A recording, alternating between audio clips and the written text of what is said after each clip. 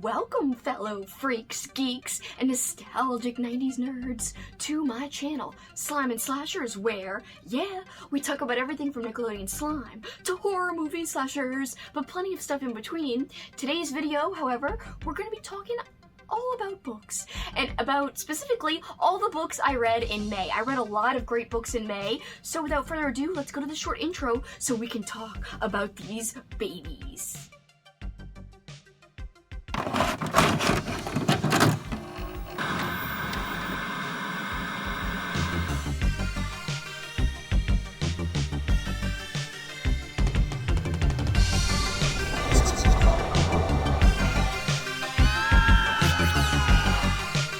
Welcome back, guys! Okay, let's go through all the books I read in May. I'm so excited to dig into everything. And so, guys, May was Zombie Awareness Month, so some of my books were zombie themed. However, like my books for my book club, those were not zombie themed, as well as some books I read near the end of the month were not zombie themed, so it's not all zombie themed books. So if you're not a big fan of zombie reads, have no fear, there are other books that I'm going to mention today.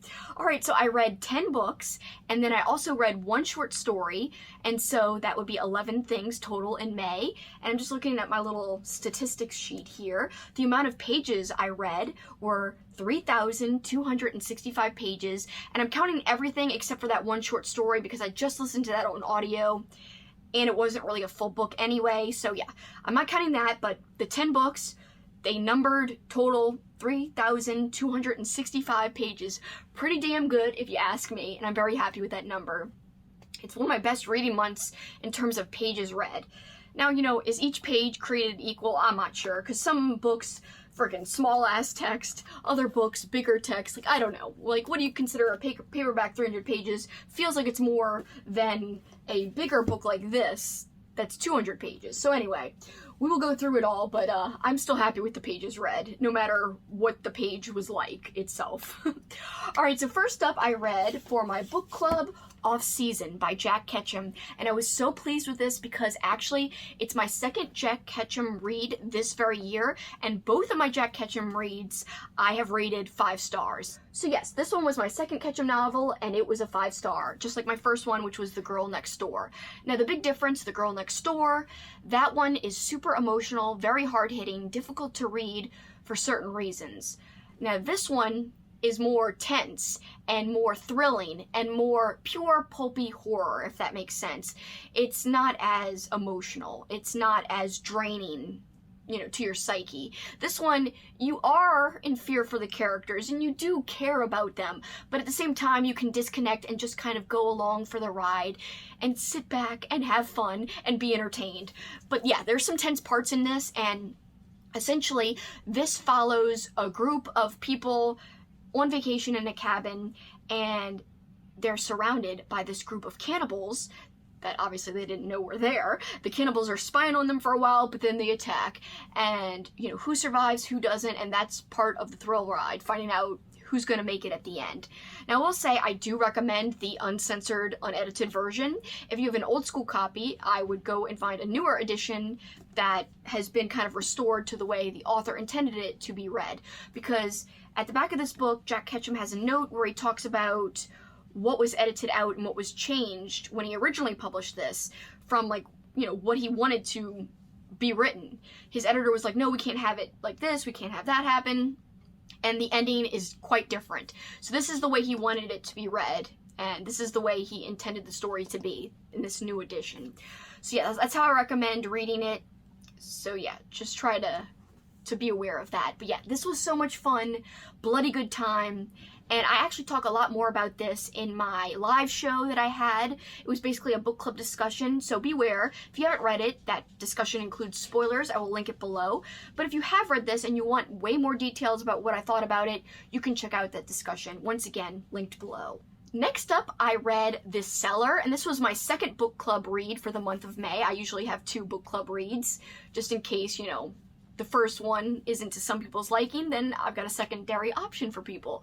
And so, The Cellar by Richard Lehman was freaking balls to the wall, bonkers, crazy, ridiculous, I don't even know how to describe it. So essentially the premise is we've got this nasty guy, horrible guy, I think his name was Roy. He is let out of prison, because why? I guess the judicial system sucks or something, because he should not have been let out.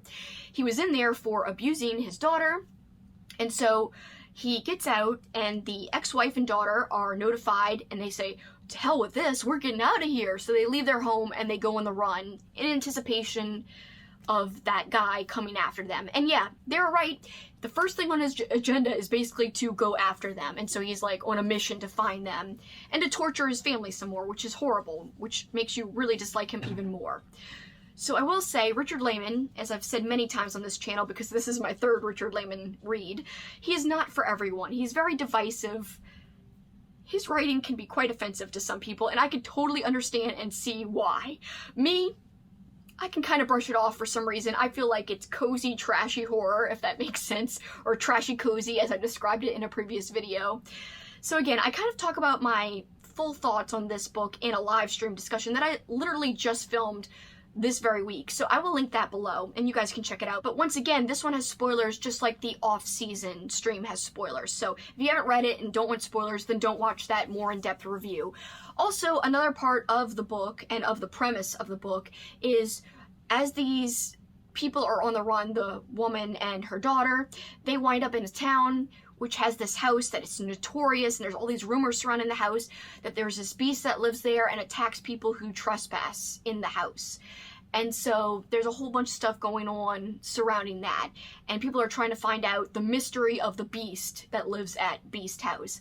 And so that's where the craziness happens, and I won't say more because you just have to read it to find out. But again, be warned, and just know that he's really not for most people, I think. I don't think a Lehman book would be a good thing for just anybody to pick up. You really have got to research and decide if he's right for you.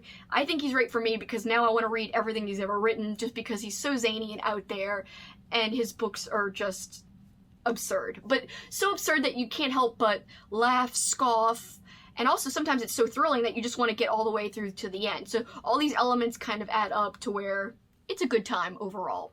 I will say there has been a Richard Lehman book that I hated because I thought it was boring. So it's like I could almost forgive all of the criticisms people have of Richard Lehman, you know, the over-sexualized characters, the over-the-top storylines and plots, and things that maybe don't add up sometimes, the not as highly developed writing, that type of thing I can forgive as long as it's exciting and entertaining and there's something there to keep me going.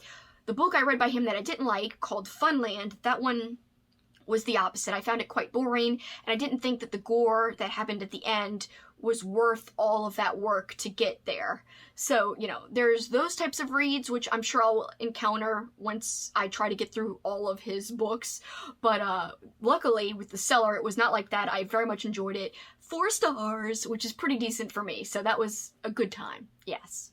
Next up, I read Chain Letter by Ruby Jean Jensen, and I read this for my friend Kelly's book club. Her book club is called the From Hell Book Club, and her YouTube channel is called Kelly Hooked on Books. You could also find her on Instagram at the very same handle, so please check her out and support her. She's a wonderful, wonderful booktuber, and I really enjoy watching her content. And it's awesome because she always picks vintage horror to read for her book club. So this was actually my third Ruby Jean Jensen read, and I gotta say, this is actually my most favorite Ruby Jean Jensen book because it was the most well-rounded in my opinion. The other Ruby Jean Jensen books I read had some uneven parts. This one also had some flaws too. It wasn't perfect, but out of the 3, from start to finish, it was the most complete. It felt the most coherent. Now the others, they were called The Reckoning was one, and then the other one I read was called House of Illusions. House of Illusions took place at a carnival, so that was a marvelous setting, very atmospheric. That was the pro of that book and the strength of that book.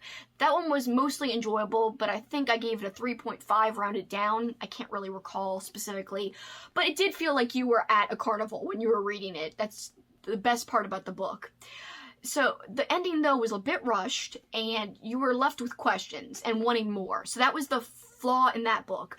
In the other book, the very first book I read by her, The Reckoning, that one was the most gory out of all the books I've read by her. There was a lot of graphic scenes that I actually liked. I was like, wow, Ruby Jean Jensen's going there, and she's a cute-looking old lady. So if you see her author photo, and she's writing this gory stuff, it's, like, hard to connect the two, that she is this cutie oldie writing this, like, insane stuff, but it is what it is. She did it.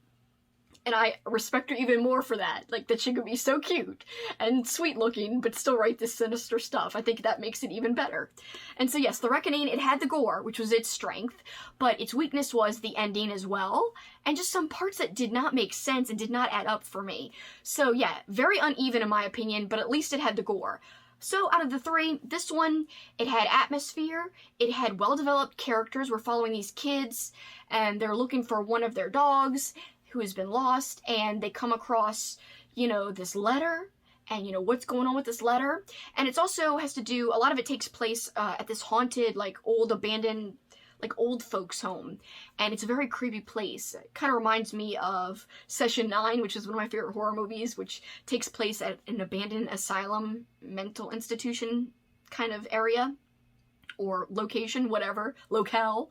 And yeah, I just think it kind of gave me those types of vibes at times, and that's what added to the atmosphere for me personally. However, its weakness, the length. I feel like a lot could have been chopped off of this. It got a little repetitive at times, but overall, effective horror in that it creeped me out at times. It felt like a very good kind of haunted house type of story, but it wasn't a house, it was more of an abandoned, like I said, old person's home. And because not all of it takes place there, but a lot of it does. And then we've got a lot of stuff going on with kids, and that's entertaining as well, seeing the kids be affected by whatever's going on with this letter. And it was just a fun time, very 80s, if that makes sense. Not perfect like most paperback from hell type of reads. I pretty much expect that going in, so I wasn't really disappointed. Some people I know struggle with this because, you know, it just dragged for them. Me, I don't know, I read it pretty quickly and I was not bothered by it. But I will say, to reiterate, not perfect. I gave it a 3.5 star rating and I rounded it up for Goodreads. So it did have its weak points, but I'm glad I picked it up. Next up, I want to talk about another paperback from hell type of read, The Breeze Horror by Candace Caponegro. And for some reason, it's like a tongue twister for me to say this title. But this was my first zombie read of the month of May. As I said in the beginning of this video, May was Zombie Awareness Month, so I did a lot of thematic reading and a lot of thematic movie watching in honor of that, because I love being thematic. If you guys are new here, you may not know that, but you will quickly discover that, yeah, I love to be thematic, and that's my jam. And I will use any excuse to be thematic in my reading, in my viewing, in my clothes, in my decorations around my room. It is what it is. That is me. And so this was perfect to start off my zombie reads because it was different. It was not your typical zombie story. The zombies in this story are way different than your run-of-the-mill zombie that you see in every single zombie movie and you read about in every single zombie book. So that's why I'm so glad I started with this one. And I will say, this and The Cellar were two vintage type of horror books that I was the most pleased with out of the last few months. So, you know, I read quite a bit of vintage horror, but, you know, sometimes they just are a lot slower, they drag, but even Offseason was a vintage book. So those 3 books in the month of May were hits for me. They were great. Like, that one is included in that little grouping of hits. It was wonderful. The basic premise of this, we have a space shuttle going out into space, delivering all of this toxic waste, getting it out of, you know, the Earth's atmosphere, essentially, getting it away from people on Earth.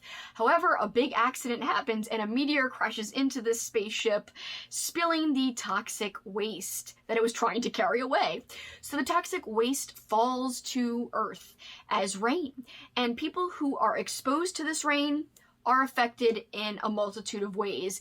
And you might guess that, yes, that kind of brings this whole zombie element into play for this book, and it does. So we've got some characters who escape to an island type of area, and that's where a lot of action takes place. And there's a scene that happens on a boardwalk that's very entertaining and really fast-paced. Again, just the whole idea of the zombies and how they're presented is different and also just very fascinating and intriguing. I think what you want to read this book for, number one, is basically the splatterpunk elements that are represented in this book. This is a very splatterpunk heavy book with gore and graphic scenes, and that's what I liked about it. And actually, this author, I believe, only wrote this book because they got frustrated with the publishing process and they never wrote again.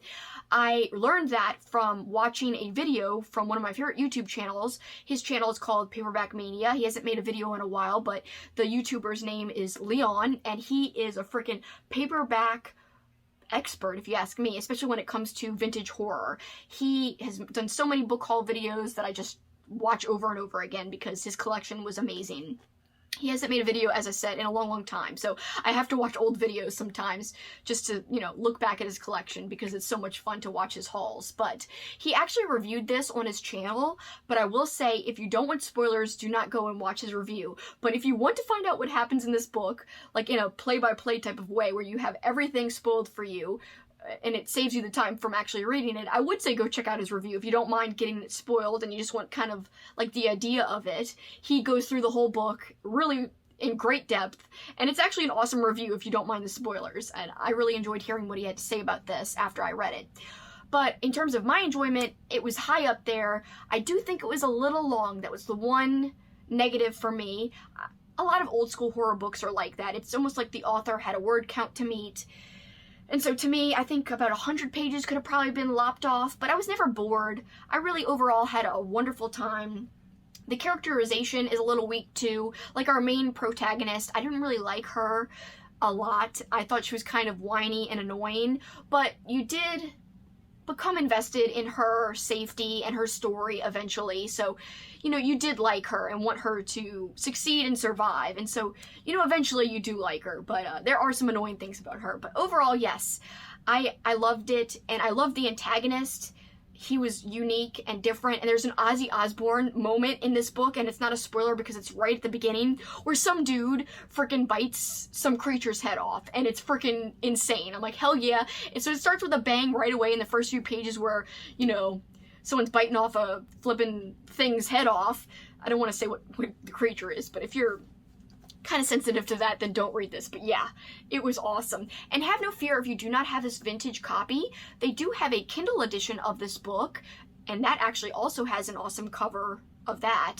And I believe they're selling it in a new paperback edition too, if I'm not mistaken. But I definitely know it's on Kindle because I actually read it on Kindle to preserve my old copy, even though it's already beat up. I didn't want to beat it up. In fact, the other day it was flaking even more. I don't want it to get ruined even further, but it's pretty bad as it is. However, whatever. That's why I read the Kindle version, and I don't regret doing it, so it is what it is. But I highly recommend this for zombie fans, and for people who aren't even zombie fans, who are looking for something different and looking for a good vintage read that is just, I think it's kind of unique. I haven't read another story like this. I gave this one a 4-star rating, and I'm so happy I read it. Alright, we're going from something that I loved to something that I honestly hated. So I kept thinking this would get better, but it never really did, and that kind of disappointed me. So this is Zombie Bake Off by Stephen Graham Jones, and it was my first read by Stephen Graham Jones, and I was so intrigued by the premise, and that's why I'm so bummed I didn't like it more. However, I don't want you guys to be discouraged about reading this. If you want to read it, I would say pick it up, give it a chance, and see what you think about it. I never tell people not to read things just because I didn't enjoy them. Reading is subjective. In fact, my friend Katie over on Instagram at the handle Death by Paperbacks, she is fantastic. She also has a blog, and just her Instagram account is really awesome. She actually loved this book, and I usually have the same opinions about books as she does. However, this is one rare case where we actually disagreed. There is some great gore in this. There's great gore scenes. And the premise, as I said, is what drew me in, what got me to read it. The premise is we've got these group of wrestlers. They are crashing a bake-off kind of convention. I don't know what else to call it. And there are some infected donuts in this break room that the wrestlers get a hold of. And so stuff escalates from there after they eat these donuts, and zombies are afoot, and wild things are happening. The reason I didn't like it, I don't know if it's just this book, if it was my mood, or what it was, but I felt like I could not connect with the writing style. I felt like some passages were very confusing. Specifically, just to give a concrete example, near the end of the book, I don't have it marked, but near the end of the book, there's this fight scene where these two characters are wrestling, like, by this pillar or metal beam or something, and the way it's described is so confusing. Like, I couldn't even follow the action. I was like, okay, somebody's on this, and just the way it was described was kind of obtuse, and I did not like it. If you can hear clapping, it is because my boyfriend Paul is watching the Celtics. It's the finals, and he's rooting for the Celtics. I'm rooting for the Celtics too, but yes, that must mean that they're doing well, or something good has happened if he's clapping. I don't know if you could hear it, but I just heard it, so I apologize if you can hear it too. So anyway, back to this book. It did not make me clap. It made me cry, but not really. I was just disappointed. I gave this a 3-star rating because it did have gore, and I do think if you like professional wrestling, I think you would get a kick out of this because, you know, obviously there's professional wrestlers in the story. And if you're in the know about professional wrestling, you know that wrestlers are playing a part on TV. How they are on TV is not how they really are. And sometimes their names aren't even the same. So I will say that in this book, it's like the wrestlers believe their character, or in the wrestling community, what the wrestlers consider their character, it's called a gimmick. So it's like the wrestlers are living their gimmick, like they are their gimmick, if that makes sense. So to me, that was a little weird because, like, knowing wrestling, I know that's not how wrestlers are. But if you can suspend your disbelief and get over that, then yeah. And you like wrestling, then at least this has a wrestling flair and it's kind of fun. So that was why I kept sticking it out. I almost DNF'd. I was so close to DNFing this so many times. But overall, I'm glad I stuck it through. And, you know, I don't know how to feel overall, because since this is my first Stephen Graham Jones book, I'm definitely going to give him another chance, just to be fair. And I do own a lot of his other books. I own, you know, My Heart's a Chainsaw, and so I will read that one at one point. And again, it could just been this book, it could have just been the timing, but yeah, 3 stars from me. Next up, I read a book I don't have a physical copy of. I read it on Kindle. It's called The Undead Girl Gang, and that was by Lily Anderson. And this was so cute. I actually read it the same week I was reading Zombie Bake Off, and I have a vlog where I document reading both of those books. I will link that vlog below, which I basically kind of document my feelings about Zombie Bake Off as well as my feelings about Undead Girl Gang as I'm going. The premise of Undead Girl Gang is we have these 2 best friends, and unfortunately one of the best friends passes away mysteriously, like, and it seems like in weird circumstances. Everyone believes she committed suicide, but her best friend does not believe that was the case. So she tries to investigate this, and there's been other deaths at the school, and so she decides to use her witchy powers or her witchcraft practices to raise her friend from the dead. But more than her friend is raised, and this isn't spoilers, it's described in the back of the book, she raises a group of kids from school that had been passed away, recently killed, whatever you want to say, and stuff happens from there. Essentially, they need to find out who killed these girls and why. And they are kind of zombie-ish, but it's got a witch type of flair and a magical flair. So it combines 2 things, and that's why I enjoyed this book so much, because it wasn't your typical zombie book. It was like zombies plus witches. Very unique combination. I will say the characters could be a little bitchy at times. The book wasn't perfect. It probably could have been a little shorter as well. But overall, really fun, and I liked it a lot more than Zombie Bake Off. So I gave that one a 4-star rating.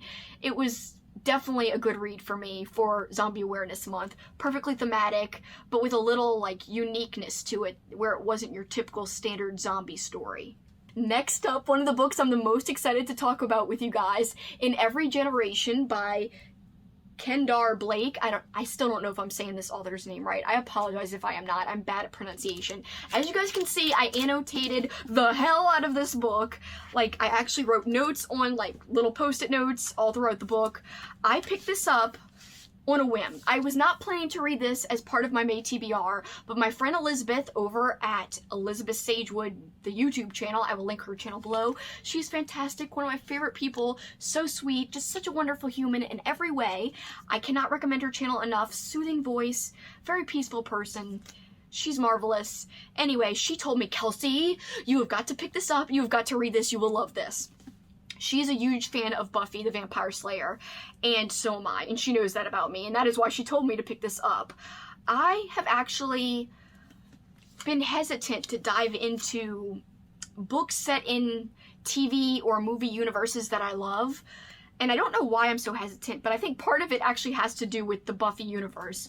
So my first foray into reading something that was based in a TV show universe was a Buffy comic book series, a graphic novel series. Now, I can't remember the name, but I know you guys, if you're Buffy fans, know what I'm talking about. I read the first collection of that, and I didn't like it. I didn't like it, at all. So, and even though I believe, like, Joss Whedon and people who worked on the show were involved in making it, I just still didn't like it. Like, all I can recall, because I read this years ago, or started to read it years ago, I don't even know if I finished it, because I was just not enjoying it. I still own it. It's at my parents' house, but, I remember a scene with Buffy's sister Dawn as, like, a giant. And I was like, what? I hated it. And I was like, why is she a giant? This makes no sense. I think it was Dawn.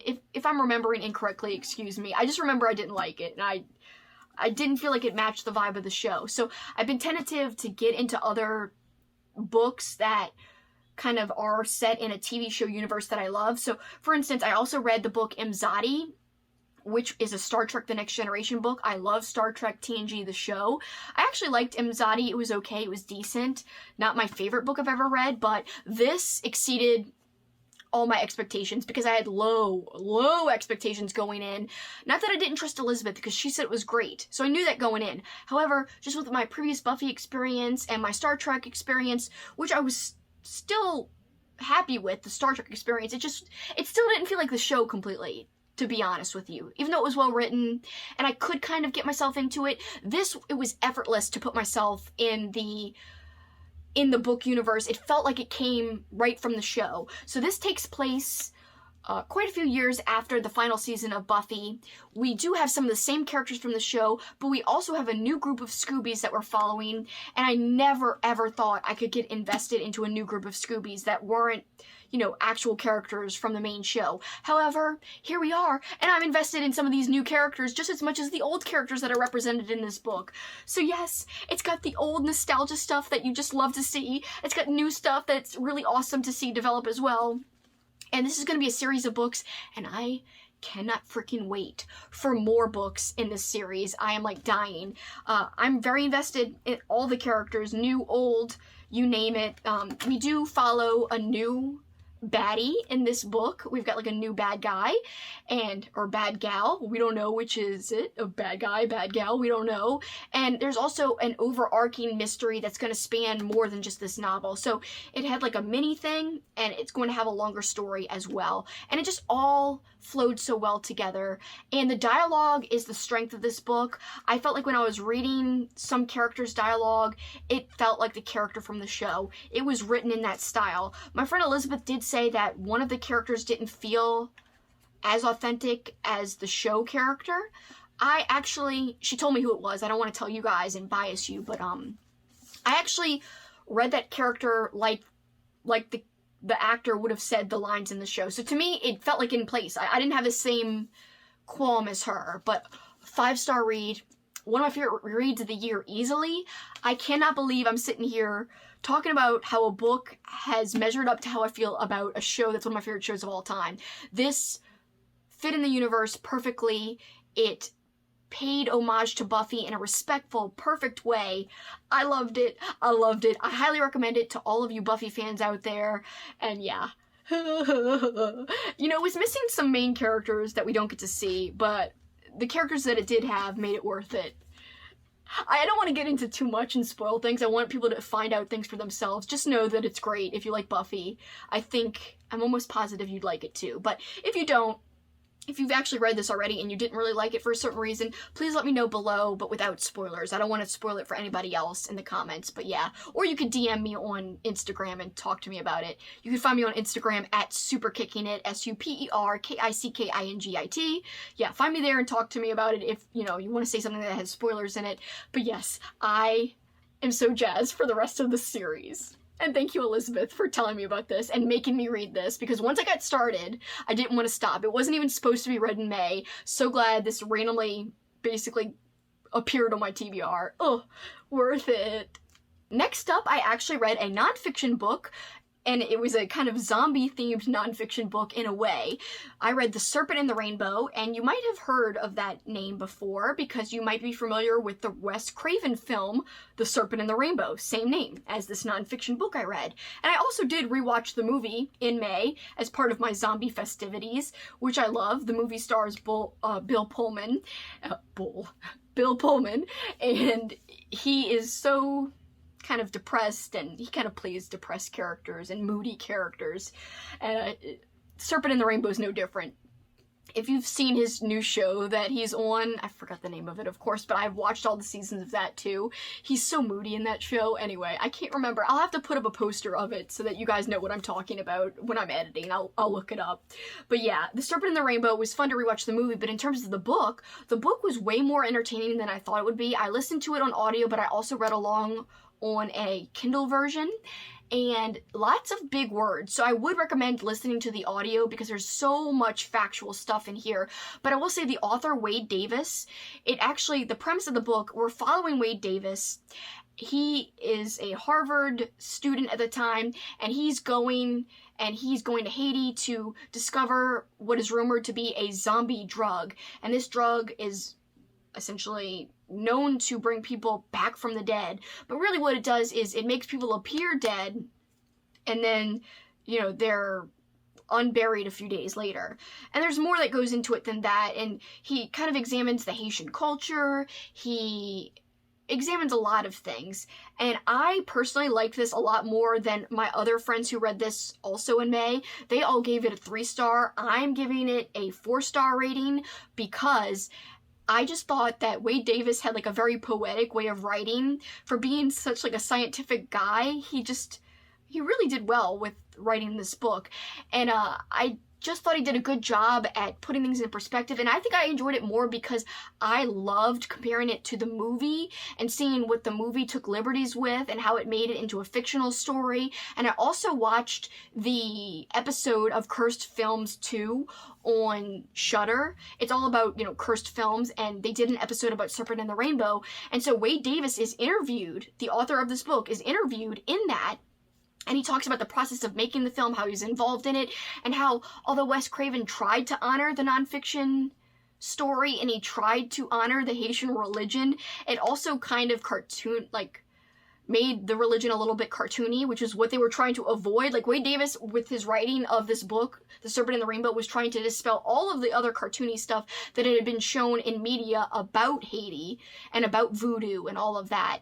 And Wes Craven kind of dipped into being cartoony with it, but he also paid respect to it as well, and he kind of showed the religion as it was. So it was kind of like twofold a little bit. I think The Serpent and the Rainbow is a fun film, even though a lot of it's fictional and exaggerated, but the base story, the whole discovery of the drug and the trying to research what's in the drug and why the Haitians use this drug, that was fascinating too, and really just stuff I didn't know. Thank you, Wade Davis. So I'm very glad I read it.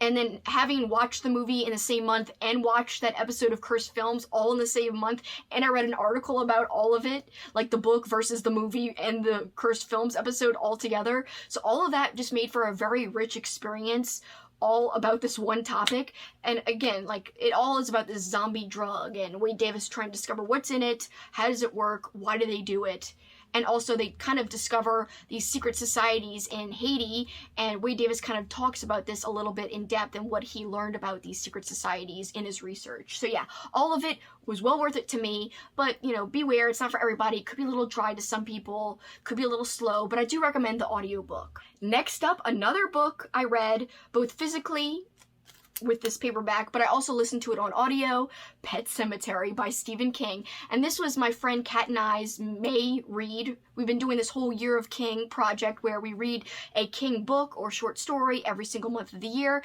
and we watch the adaptation or adaptations. So we also watched the 2 versions of Pet Sematary, the 2 movie versions of this story as well. And we talked about it all in a spoiler-filled chat that we had on my YouTube channel. I will link that live show below if you guys missed it. But once again, Just be warned, spoilers are included, but we go very much in depth about everything, what we thought about the book, what we thought about the 2 different movies, and why.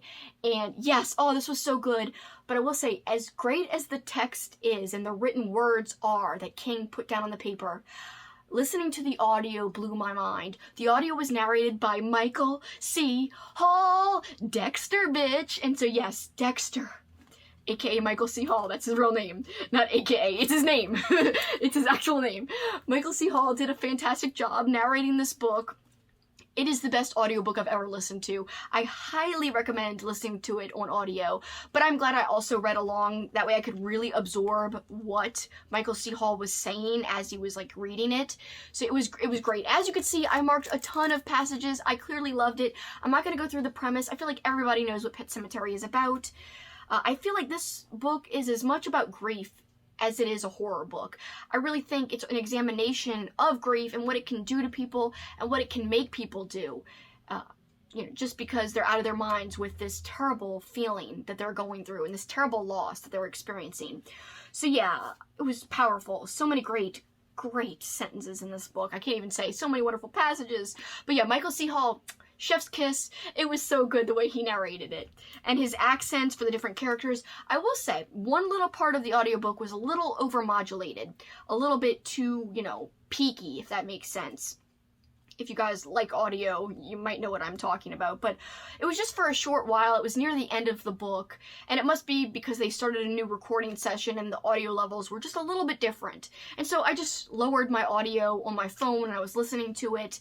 But yeah, that's the only criticism of the audio. It has nothing to do with the way Michael C. Hall read it or anything like that. But yeah, highly recommend.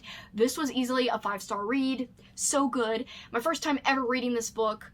It's going to be, one of my favorite King reads, period.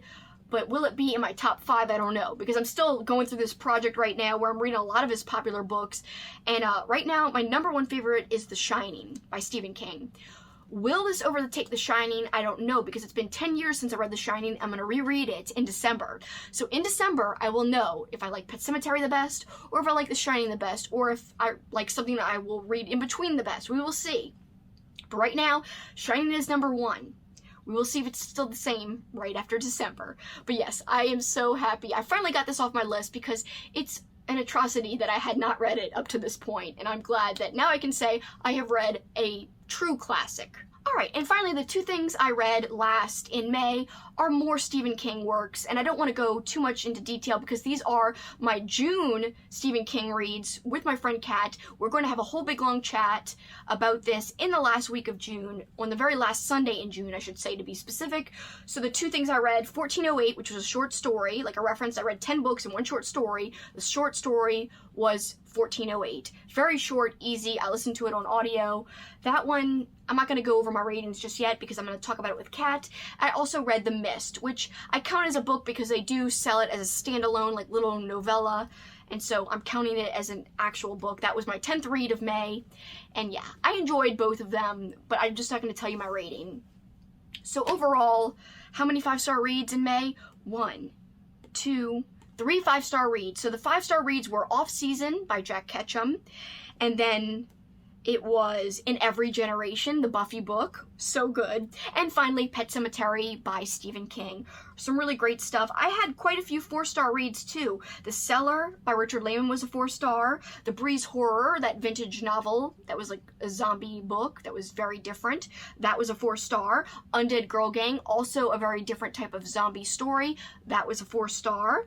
And The Serpent and the Rainbow, a nonfiction book that I actually enjoyed more than I even thought I would. One of my favorite nonfiction books I've read in a long time, because I also read another nonfiction book earlier this year called, I think it was called Dead Mountain. I almost called it The Dead Mountain. It's called Dead Mountain, and that I didn't like as much, especially because the audiobook was more dry. It wasn't read with passion. I feel like The Serpent and the Rainbow, it was read with passion, and it was written with passion in like a poetic, elegant way. It wasn't just very scientific the whole time, even though there was a lot of science in it. Don't be fooled by me saying it was poetic. There is a lot of scientific stuff in it as well. But that was a 4-star rated book as well. And again, my lowest rated book of the month was Zombie Bake Off. I will still give Stephen Graham Jones another chance. Alright guys, that was my May wrap up. I hope you guys enjoyed what I thought about the books. Did you read any of these books before? If so, what did you think about any of these books? What did you read in May? What was your favorite read of the month of May? Let me know down below. I love interacting with you guys, love hearing what you have to say, and I do answer every comment. It just might take me a few days, so if I don't respond right away, don't worry, I will respond, and I love your comments. I see them right away, and they always brighten my day and make me very happy. Alright guys, for this time though, that's it for me. Till next time, you guys know what you can do. Keep on killing it! And by the way, I've got a book haul coming soon, so stay tuned. Bye guys!